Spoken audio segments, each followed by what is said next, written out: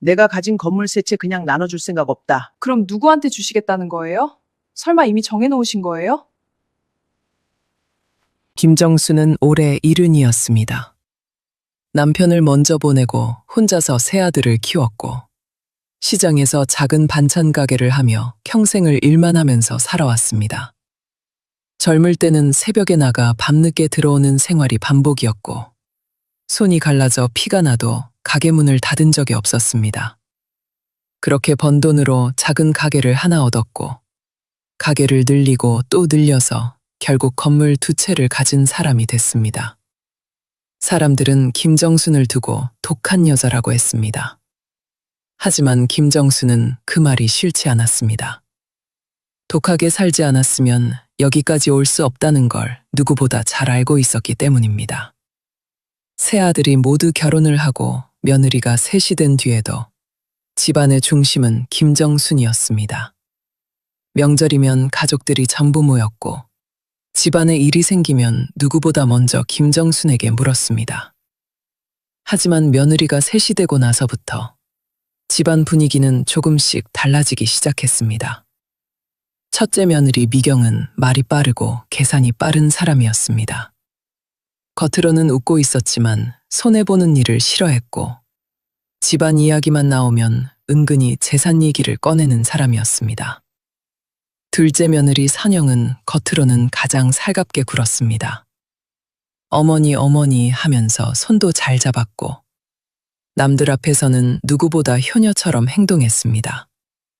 하지만 돌아서면 표정이 달라졌고 남편에게는 늘 불만을 털어놓는 사람이었습니다.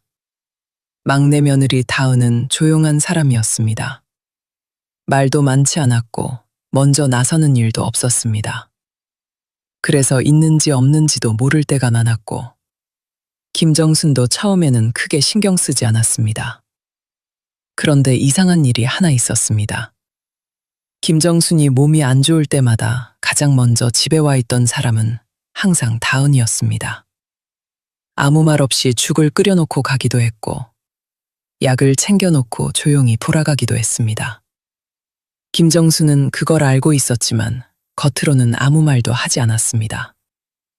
그러던 어느 날 저녁이었습니다.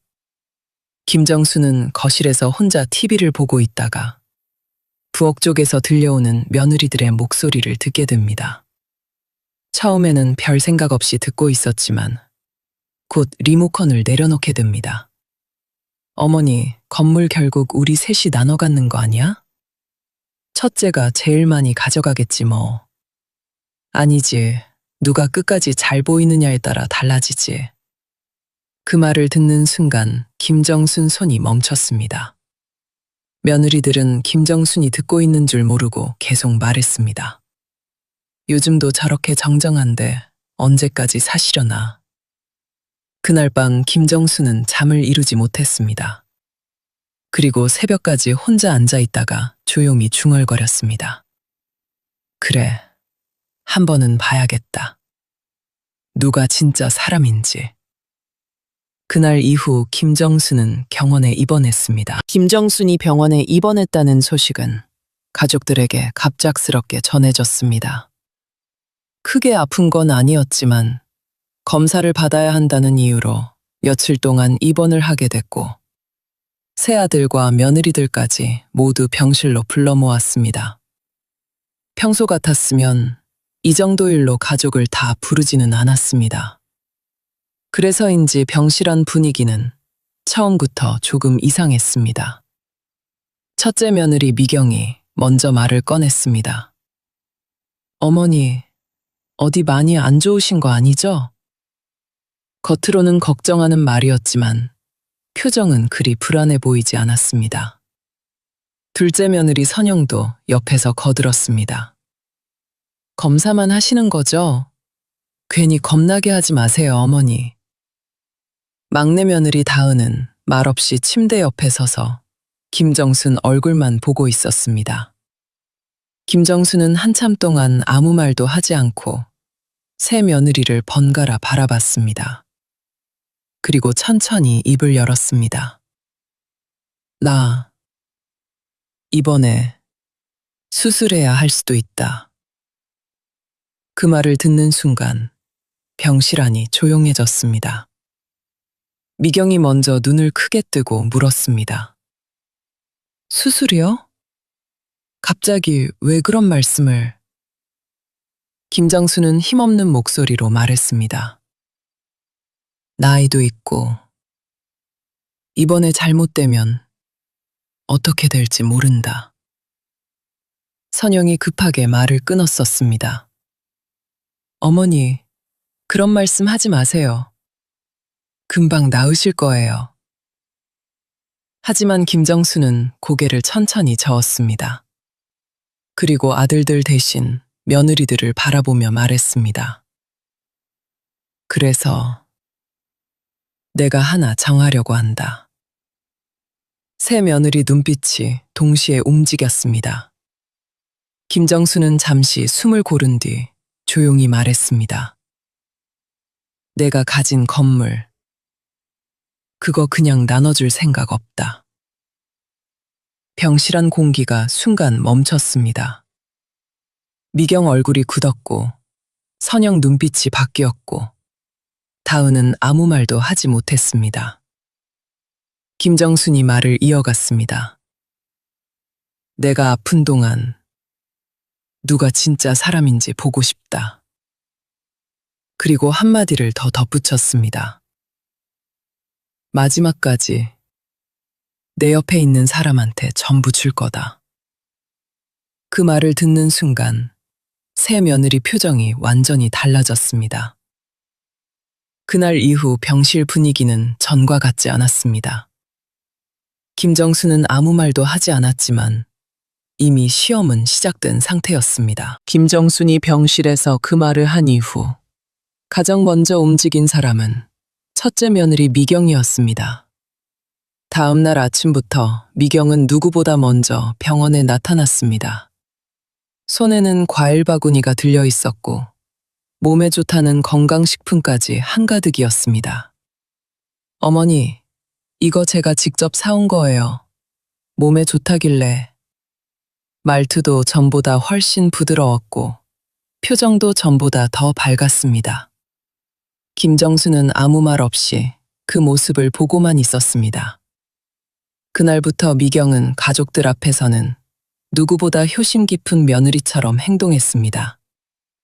의사에게 이것저것 물어보기도 했고 간호사에게 부탁도 하면서 병실을 가장 자주 드나드는 사람처럼 보였습니다.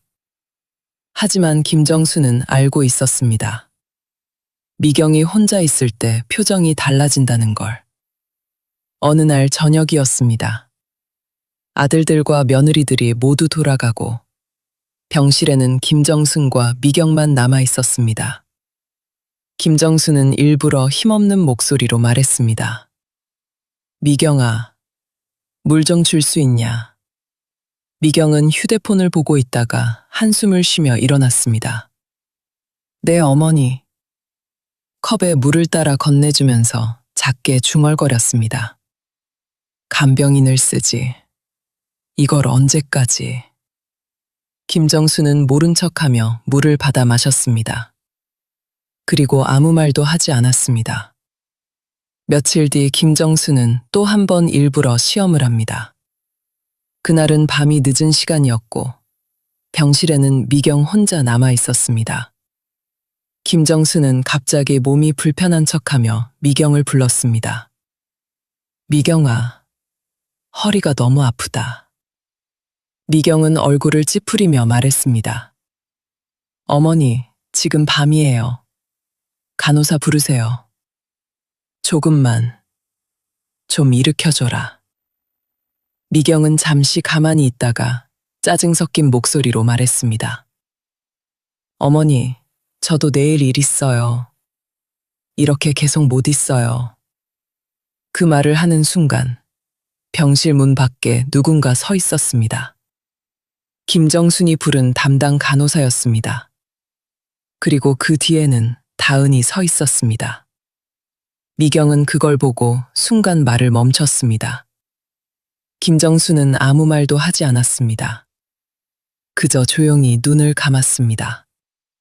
그날 밤 이후 김정순 마음속에서 첫째 며느리 이름은 조용히 지워졌습니다. 첫째 며느리 미경이 병실에 오는 횟수가 줄어들기 시작하자 이번에는 둘째 며느리 선영이 자주 나타나기 시작했습니다.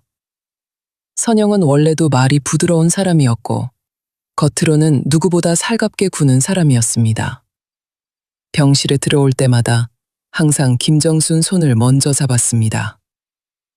어머니, 많이 힘드시죠? 제가 옆에 있을게요. 말투도 조용했고 눈물까지 글썽이는 모습이었습니다. 겉으로 보기에는 세 며느리 중 가장 효심 깊어 보였습니다. 하지만 김정수는 선영을 오래 봐온 사람이었습니다. 겉으로 하는 말과 속으로 하는 생각이 다르다는 걸 이미 여러 번 느낀 적이 있었습니다. 그래서 김정수는 이번에도 아무 말 없이 지켜보기로 했습니다. 며칠 뒤 선영이 병실에 혼자 와 있던 날이었습니다.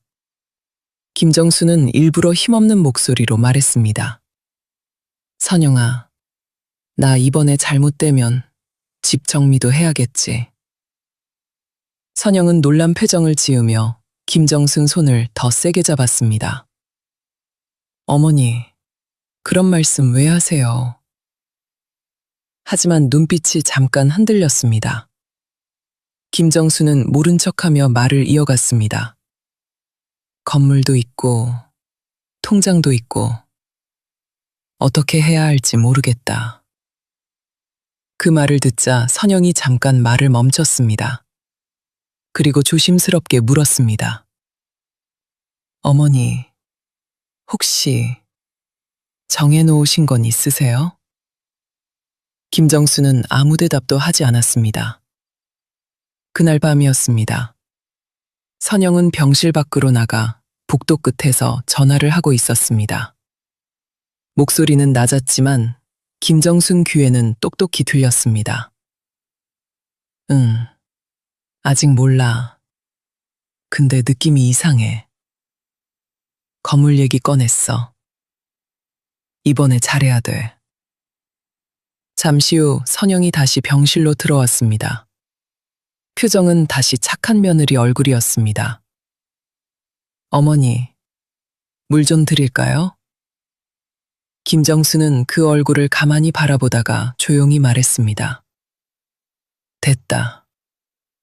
그리고 더 이상 아무 말도 하지 않았습니다. 그날 이후 김정순 마음속에서 둘째 며느리 이름도 조용히 지워졌습니다. 이제 남은 사람은 막내 며느리 다은 한 사람뿐이었습니다. 그리고 김정수는 마지막 시험을 준비했습니다. 첫째 미경이 멀어지고 둘째 선영까지. 마음속에서 지워진 뒤에도 김정수는 아무 말도 하지 않았습니다. 병실에는 여전히 가족들이 드나들었지만 분위기는 전과 달라져 있었습니다. 그런데 이상하게도 가장 조용하던 막내 며느리 다은은 아무 말 없이 병실에 오는 날이 더 많아졌습니다. 다은은 올 때마다 큰 소리도 내지 않았고 괜히 효심을 보이려고 하지도 않았습니다. 그냥 와서 물컵을 갈아놓고 이불을 정리하고 조용히 앉아 있다가 돌아갔습니다. 김정수는 그 모습을 보면서도 일부러 아무 말도 하지 않았습니다. 며칠 뒤 김정수는 일부러 다은을 혼자 부릅니다. 그날은 밤이 늦은 시간이었고 병실에는 두 사람만 있었습니다. 김정순이 힘없는 목소리로 말했습니다. 다은아. 다은은 바로 자리에서 일어나 침대 옆으로 다가왔습니다. 어머니 어디 불편하세요? 김정수는 잠시 다은 얼굴을 보다가 말했습니다. 나 이번에 잘못될 수도 있겠다. 다은 표정이 순간 굳었습니다. 하지만 아무 말도 하지 않고 김정순 손을 잡았습니다. 김정순이 말을 이어갔습니다. 내가 가진 거 정리해야 할 것 같은데. 다은은 고개를 저었습니다. 어머니, 그런 말씀 하지 마세요. 아직 아무것도 결정 안 했는데. 김정순이 일부러 말했습니다. 네가 나 좀 봐주면 내가 가진 거 다 넣어줄 수도 있다. 잠깐 정적이 흘렀습니다. 다은은 한참 동안 아무 말도 하지 않다가 조용히 말했습니다. 어머니, 저 그런 것 때문에 여기 있는 거 아니에요. 김정순 눈이 잠깐 흔들렸습니다. 다은이 말을 이어갔습니다. 어머니 아프시니까 있는 거예요. 그게 며느리니까. 그 말에 김정수는 아무 말도 하지 못했습니다. 그날 밤 다은은 집에 가지 않았습니다. 간호사가 와서 보호자 한 명만 남으라고 했을 때도 다은이 말했습니다. 제가 있을게요. 김정수는 눈을 감은 척하고 있었지만 그날 밤 한숨도 자지 못했습니다. 그리고 마음속으로 결정을 내렸습니다. 이제 누가 진짜 사람인지 다 봤다고. 김정순이 입원한 지 벌써 보름이 넘었습니다. 처음에는 잠깐 검사만 한다던 입원이었지만 시간이 길어질수록 가족들 얼굴에도 피곤한 기색이 보이기 시작했습니다. 며느리들도 처음처럼 자주 오지 않았고 병실에 오는 횟수도 점점 줄어들었습니다. 하지만 그날 아침 김정순이 갑자기 연락을 돌렸습니다. 오늘 다 병원으로 와라. 아들 셋과 며느리 셋 전부 오라고 했습니다. 평소 같지 않은 말투였습니다. 그래서인지 가족들 얼굴에는 긴장한 기색이 보였습니다. 병실 안에 사람들이 하나둘 모이기 시작했습니다. 먼저 온 건 첫째 부부였습니다. 미경은 병실 문을 열면서도 눈치를 보는 얼굴이었습니다. 어머니, 어디 더 안 좋아지신 거 아니죠? 하지만 말투보다 눈빛이 먼저 움직이고 있었습니다. 둘째 선영도 뒤이어 들어왔습니다. 갑자기 다 오라고 하셔서 놀랐어요, 어머니. 입으로는 걱정하는 말을 했지만 시선은 계속 김정순 얼굴을 살피고 있었습니다. 막내 다은은 마지막에 들어왔습니다. 조용히 인사를 하고 김정순 옆에 섰습니다. 김정순은 한 사람씩 천천히 바라봤습니다. 그리고 아무 말도 하지 않았습니다. 병실 안이 이상할 정도로 조용해졌습니다. 잠시 후 김정순이 입을 열었습니다. 나 이제 정리할 거다. 그 말을 듣는 순간 미경 눈이 커졌고 선영 표정이 굳었고 다은은 고개를 숙였습니다. 김정순이 말을 이어갔습니다. 내가 가진 거 그냥 나눠줄 생각 없다. 병실 공기가 순간 무거워졌습니다. 내가 아픈 동안 누가 어떻게 했는지 다 봤다. 아들들이 서로 눈치를 받고 며느리들 얼굴도 굳어 있었습니다. 김정순이 숨을 고른 뒤 천천히 말했습니다. 그래서 오늘 결정하려고 한다. 그 말을 듣는 순간 병실 안에 있던 사람들 모두가 숨을 죽였습니다. 그리고 김정순 시선이 새 며느리에게로 향했습니다. 내 건물하고 통장 전부. 말을 하다가 잠깐 멈췄습니다. 일부러 뜸을 들였습니다. 그 순간 병실 안에 있던 사람들 표정이 전부 바뀌었습니다. 그리고 김정순이 마지막 말을 꺼냈습니다. 마지막까지 내 옆에 있던 사람한테 줄 거다. 김정순 말이 끝나자 병실 안이 완전히 조용해졌습니다. 아들들도 아무 말도 하지 못했고 며느리 셋 모두 숨도 제대로 쉬지 못한 채 김정순 입만 바라보고 있었습니다. 김정순은 천천히 고개를 들었습니다. 그리고 새 며느리를 한 번씩 바라봤습니다. 먼저 첫째 미경을 봤습니다.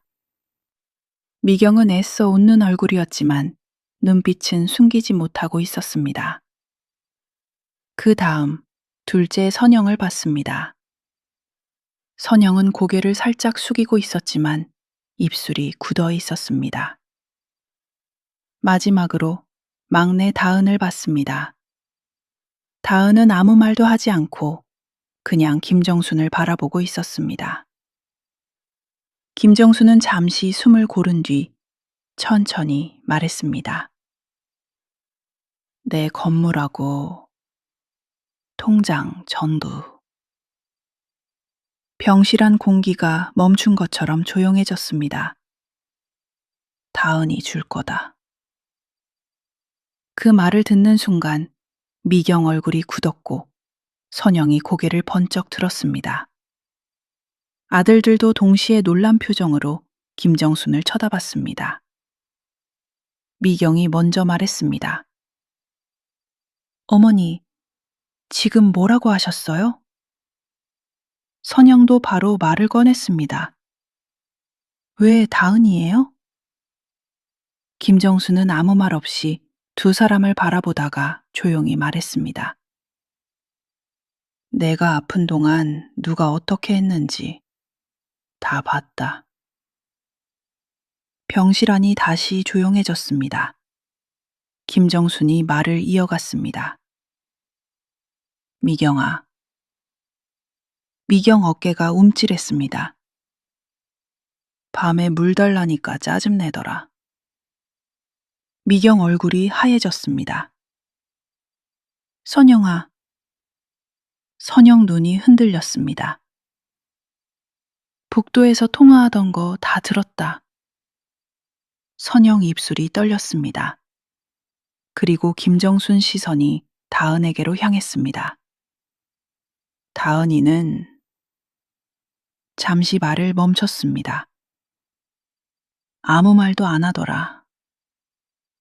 돈 얘기도 안 하고 힘들다는 말도 안 하고 그냥 옆에 있더라. 김정순 눈이 조금 젖었습니다. 그래서 다은이 줄 거다. 병실 안에 있던 사람들 아무도 말을 하지 못했습니다. 다은이 고개를 숙이며 말했습니다. 어머니, 저 그런 거 바라고 한 거 아니에요. 김정순이 고개를 끄덕였습니다. 그래서 주는 거다. 그 말이 끝나자 병실 안 분위기가 완전히 달라졌습니다. 그날 이후 그 집안에서는 다은이 이름을 함부로 부르는 사람이 없었다고 합니다. 사람은 말로 하는 효심이 아니라 어떻게 행동하는지로 알 수 있다는 걸 김정수는 마지막에야 확인했습니다. 지금까지 비밀의 문턱이었습니다. 구독과 좋아요는 다음 이야기를 만드는데 큰 힘이 됩니다. 다음 이야기에서 다시 찾아뵙겠습니다.